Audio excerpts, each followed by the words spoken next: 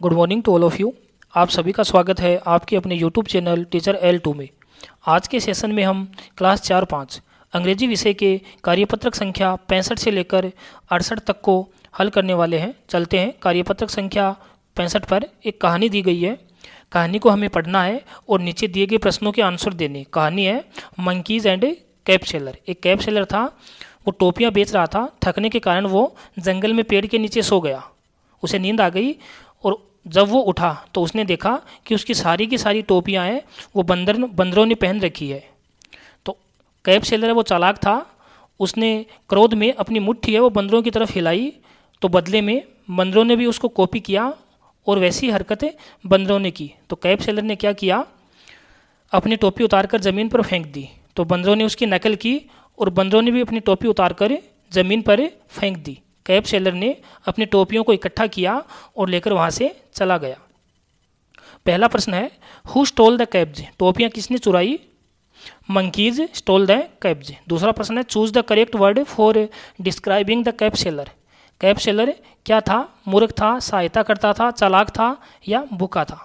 तो cap seller चालाक था। प्रश्न संख्या 3 why did he cap seller throw his caps. उस टोपी विक्रेता ने अपनी टोपियाँ क्यों फेंक दी?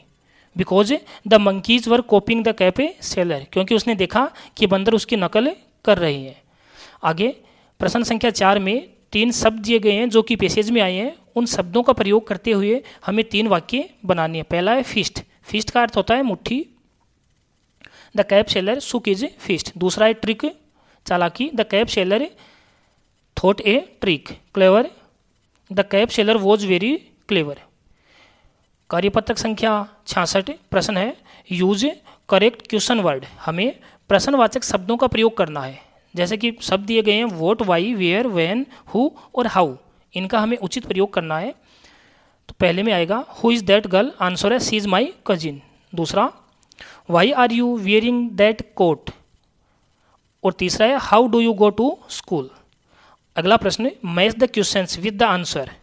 कॉलम ए और कॉलम बी है, हमें सही मिलान करना है। पहला है वॉट डू यू डू। आप क्या करते हो? I am a singer. दूसरा where is your phone. It is in my bag. Why do you sleep early. Because I need to wake up early to.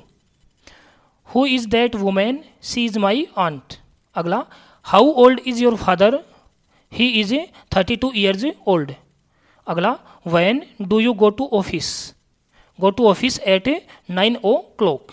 चलते हैं कार्यपत्रक संख्या 67 प्रश्न है number these activities according to sequence. कुछ activity दी गई है, हमें उनका सही क्रम के अनुसार उनको व्यवस्थित करना है। तो सबसे पहली एक्टिविटी को 1 नंबर देंगे, वेकअप, सुबह उठना।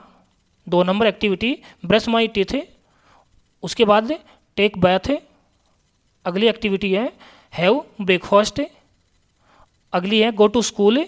और अंतिम एक्टिविटी है डू माई होमवर्क। अगला प्रश्न है right the correct sequence adding I in the beginning.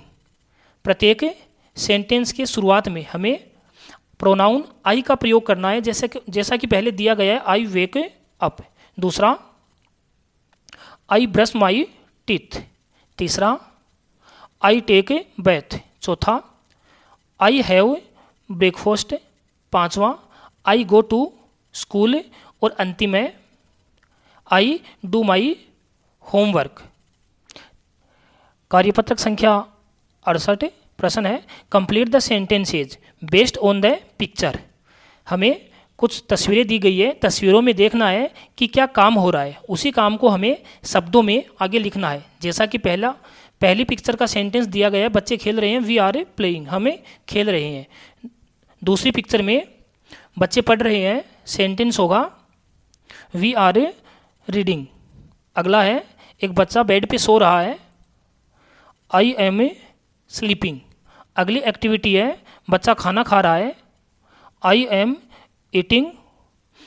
अगला 3 बच्चे हैं ज़ोर ज़ोर से हंस रहे हैं, वी आर लाफिंग। और अंतिम है 2 बच्चे हैं नाच रहे हैं, वी आर डांसिंग। इस प्रकार हमने कार्यपत्रक संख्या 68 तक हल कर लिए। आगे के सेशन में हम आगे के कार्यपत्र को हल करना सीखेंगे। Thanks to all of you for watching this video.